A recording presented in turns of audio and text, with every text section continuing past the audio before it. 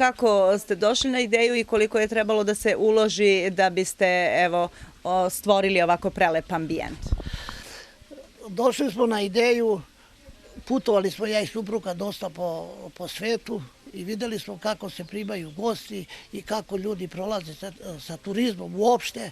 I onda smo došli na ideju da bi mogli mi ove sada malo starije dane da se bavimo tim poslom koji ne zahteva mnogo fizičkog rada, ali zahteva malo umeća i veštine sa ljudima i tako.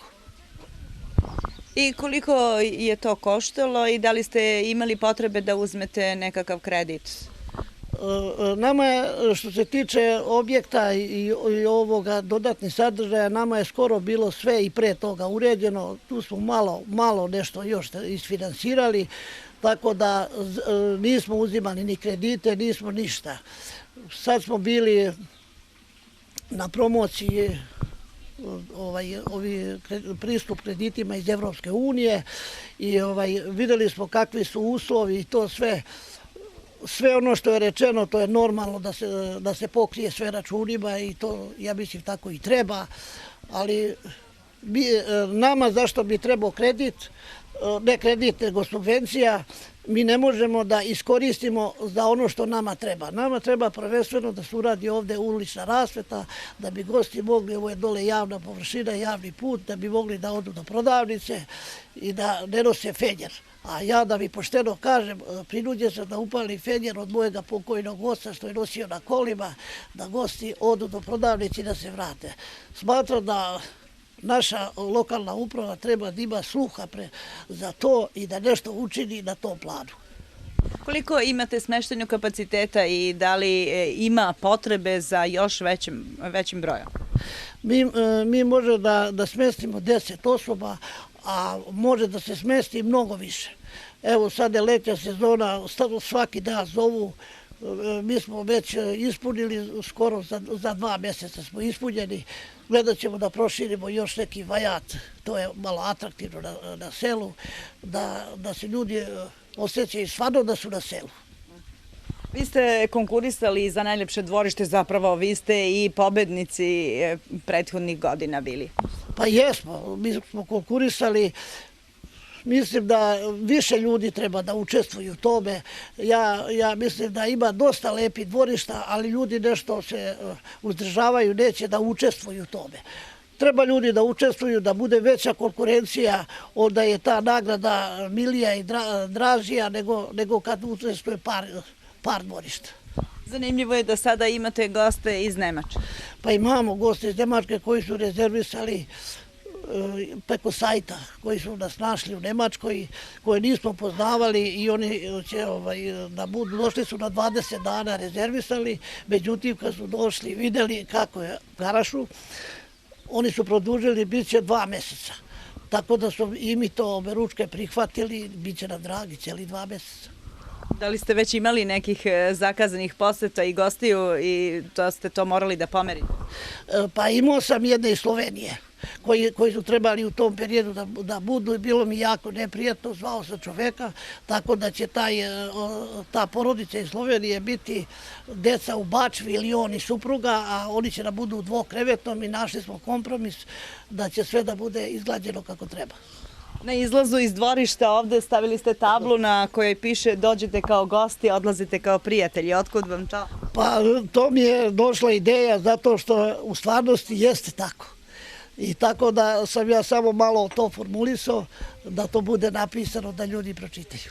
Mitra Masman sa svojom porodicom boravi ovde u Garašima, u etno selu. Recite mi kako vam se dopada ovde i da li ste prvi put u ovo mesto? Da, ovde smo prvi put došli sada. Mi smo inače u Aranđelovcu, ali za ovo nismo znali dok nismo pronašli preko interneta i mnogo nam se sviđa. Sve nam se u celini sviđa. Priroda, ova panorama i ovde kako je opremljeno, gazderica i gazda su nam mnogo ljubazni, gostoprimljivi. Sve nam se sviđa u celini. Mi smo čuli od domaćina da ćete produžiti boravak ovde. Da, rešili smo da produžimo, za još toliko mislimo da ostajemo i znači još mjesec dana duže i deca su isto srećna. Kako vi dobro pričate, iz Hamburga ste, dobro pričate srpski, otkuda to? Pa moji su sve poreklom iz Srbije. Ja sam Srpkinja, ali tamo sam se rodila i dolazim svake godine na godišnji odmor ovdje u Srbiji da obilazim porodicu. Da li deci prija ovaj prostor ovdje? Mnogo, vidi se po njima da im prija, igraju se izjutra ovdje u bašti dok mi sa gazdaricom i gazdom lepo popijemo našu kafu ovdje i uživaju. Lepo im je mnogo. Kakva je hrana? Volite li vi ovu hranu? Hrana nam se isto mnogo sviđa.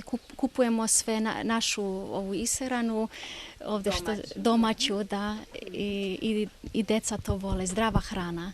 Radojka Konđulović iz Garaša je sigurno zaslužna što je dvorište ovako lepo i što je uređeno. Jeste, ja volim cveće i zato ga uređujem da mi bude lepo dvorište, da mi gosti dođu, da budu zadovoljni, da ima i cveće, da ima za decu sve, zadovoljstvo, fontana i tako.